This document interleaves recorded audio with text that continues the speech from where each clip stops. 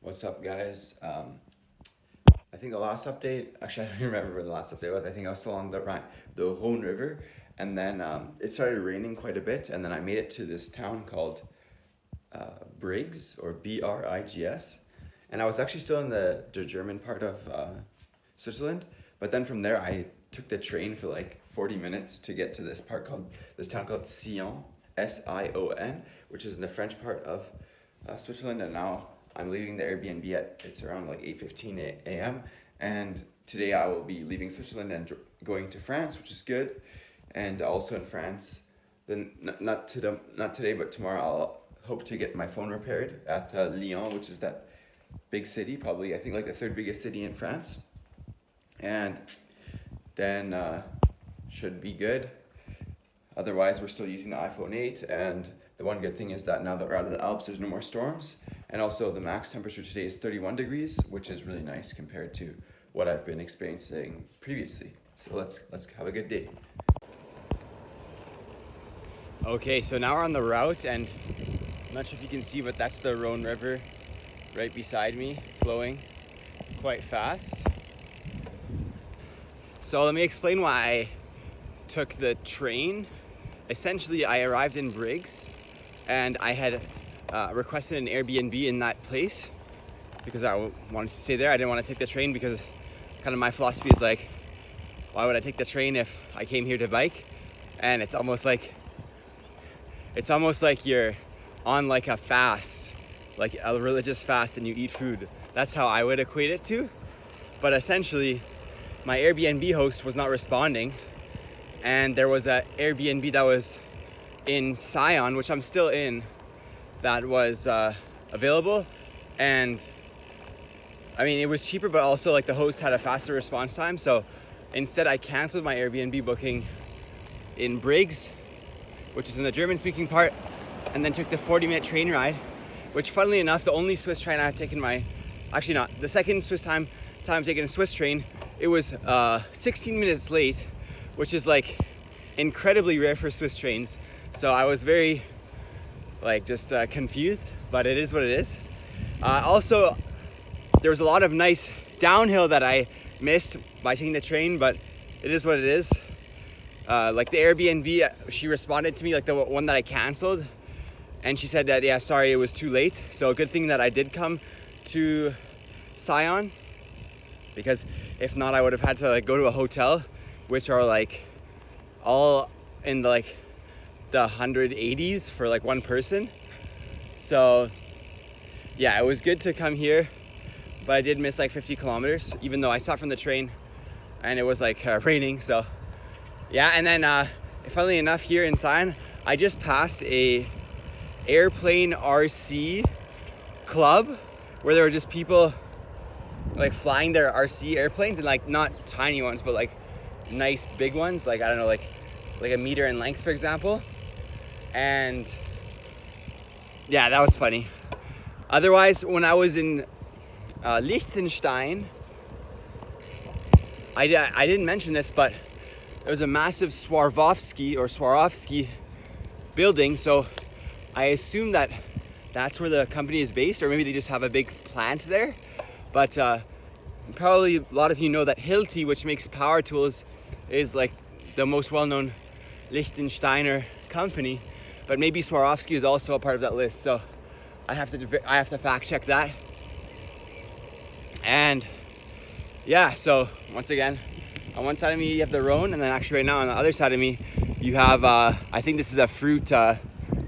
It's literally a fruit farm, and you can see. Hold on, you'll be able to see. I think that's the farmer there. In a second, there you go. That man in the back of the phone screen. And yeah, I think I'm just gonna be following the river for a long time here. And yeah, I already reserved my Airbnb today.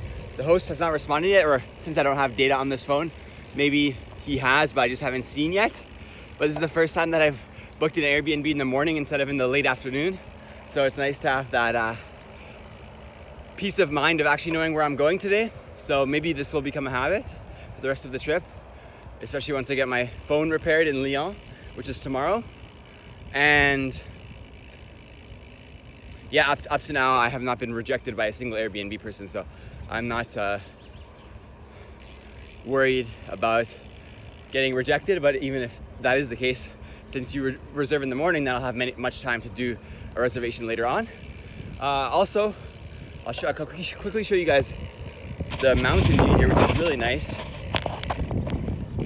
So on this side of me, you have, I think that's the most impressive peak, but farther down after these trees and this power line, there's another mountain that's quite nice. So let's see, right here you can see it through the power pole. On this side of me, like the other side where the river is, it's kind of just foresty hills, or maybe it's because I'm so close to it that it's not possible to see the peaks. But yeah, this is a really beautiful region, and apparently there's gonna be like vineyards somewhere soon, or maybe not somewhere soon, but in a few hours. And yeah, the rest of the ride here is just kind of like a hilly downhill, so I'll let you guys know the next time I see something worth recording. Hey guys, we're now in the next city. I think I've done like 30 kilometers so far. It's called Martigny in Switzerland, and I'm just beside the road here, applying the sunscreen, and then getting back on the way. Okay guys, since the last video I recorded, I have physically moved, or like my displacement is probably only a few hundred meters, but it's probably been like 45 minutes because I got lost, and now I think I'm on the right path. I was actually up there in the highway, and then I came down here where there's a side path along the river. But more importantly, I also found these apricot trees. Like, holy crap, this is apricot country, guys. Look how many apricots there are. Just like, boom. And as opposed to the apricot trees that the cherry trees that I was technically standing on public property, but the tree itself was on private property in Switzerland. We're still in Switzerland, but this apricot tree is literally just in the middle of this park, or like on this path. So some kind person must have just planted this grove.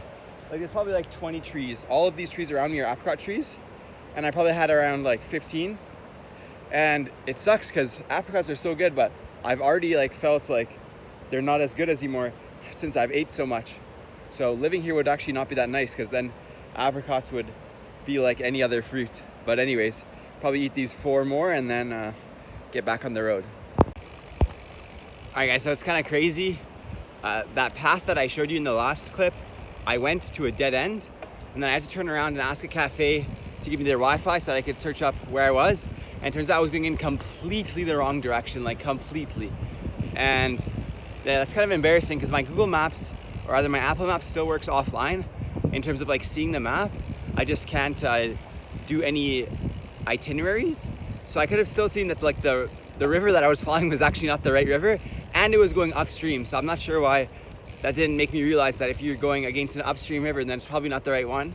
But anyways, now I'm going against a downstream river right there, and hopefully we'll get back on the right path, even though, yeah, right now I'm still on the right direction. I'm not on the right path yet, but I'm in the right direction.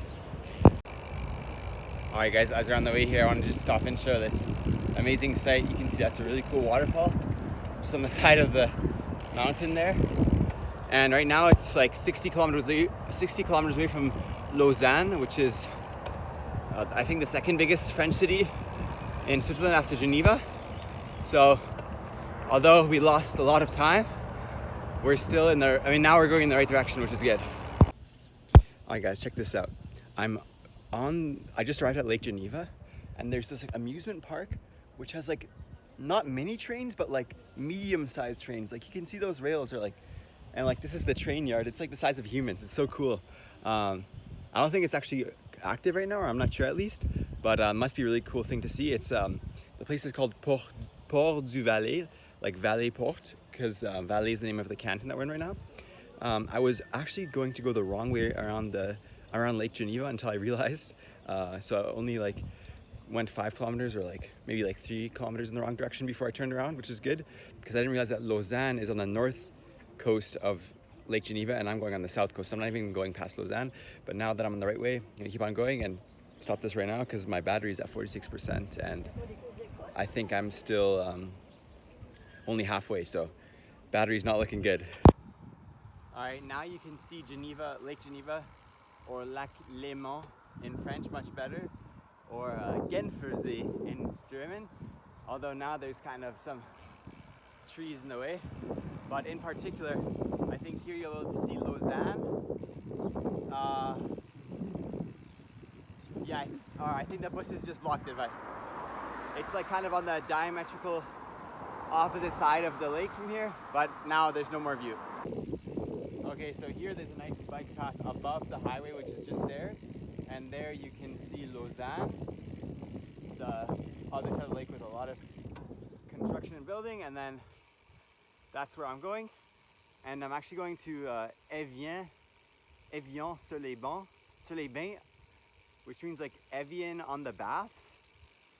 And that's also where the Evian water company comes from. I thought it was Swiss, but I guess it's French, because I just passed into France in the last village. I didn't realize that the south side of Lake Geneva was also part French. What's going on, guys? It's 4 p.m. Now you can see, I don't know, this doesn't zoom in, but that's the flag of Evian, and that's the French flag. And there's the Geneva Sea, or Geneva Lake. Just taking a quick break here, and then gonna go back on my way very soon, so keep on going to Geneva. Alright guys, so I'm still in the town of Evian, and this is amazing because I just passed these signs that said 4 more days until Tour de France passes through here. So I guess the Tour de France is going on right now, and in 4 days it's gonna pass through the city. In fact, that yellow flag there is exactly that. So 4 more days, I guess that's July 3rd or 4th. And maybe along the route I'll see the Tour de France somewhere. I'm not sure actually. I could have planned my trip so that I would, but I didn't. And who knows though, maybe the spontaneity will make it happen. And there behind me is the Evian headquarters. Oh my God, guys, look at these houses. So I have 11% battery, and I haven't recorded in a long time to conserve battery, but I'm arriving just now in Geneva, and I think like this is the billionaire part of the city, because holy crap, these houses are insane. I can't even describe to you. So I don't know, if I were you, I would like go on Google Maps and look in Geneva. This would be like the eastern end of Geneva, so like not even probably in the city, along Lake Geneva, which is on this side. And there's so many nice sailboats and everything. And holy cow. I know, you can definitely see some of the houses, but I think from Google Earth it would be even crazier to see. And let me guys show you the sailboats and all the activity that's in the water. Okay, I'm not sure if the light was, the exposure was proper when I showed you, but hopefully you guys saw something. But once again, I just can't believe these houses. This must be all of the Swiss elite, or I was thinking like some diplomats who are actually just corrupt rich people in their countries who got chosen to come to here for the UN. So maybe that's also a lot of people. But one thing that's cool is that I'm back in Switzerland after being in France for probably like 3 or 4 hours, or maybe I don't know, something on there. And also it's good because my water bottles are both empty. Luckily it's like 35 degrees instead of 40 degrees, and also it's like 7 p.m. so like the day is cooling down, which means that I didn't like need it 100%. But now that I'm in Geneva, I'll be able to find water fountains with the good clean water. And then the funniest thing is that the Airbnb host actually canceled my reservation, even though I said earlier that I don't think he would, because they said there was a problem with the house. But that was good because my place that I reserved was way too far. I would have had to take the train, but now I reserved a place that's closer, and I should arrive there between 9 and 10 p.m. Alright guys, behind me is where the Rhone River starts. Literally that's the Lake Geneva, and then it goes there and becomes a river. And yeah, I'm in Geneva now in the center. I think the UN stuff is behind me, but I'm not gonna go see it since I'm just going and continuing to follow the Rhone, but really cool and big city. Okay, hello everybody. So it's been, I think, many hours since the last stop because my phone died, but I was able to charge it, and now I'm here with Zahran. Hi guys. So both of my Airbnbs canceled my trip, so I've never experienced that kind of luck. But then he came up to me in the train station when I was trying to find another place. But then he said, come and I can get you with our tent. And so that's what we're gonna do. So I'll update you there. But right now we're walking from the train station to their place, which is 800 meters, right? Yeah, okay. Okay.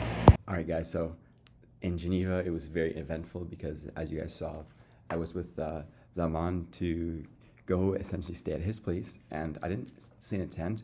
I actually stayed on their balcony in their apartment, which was extremely good because the balcony was very cool, and inside the house it was a boiler, so I slept actually really well that night, even though I was like sleeping on like essentially a foam mat on the balcony. But yeah, like very good sleep, very grateful. Essentially what happened is that my phone died in Geneva, and because of this I did not have the charger for it, since my normal phone, which I've now since repaired, is USB-C, but that iPhone 8 that I had got from the Airbnb host was Lightning, and in Geneva everything closes at 7 p.m.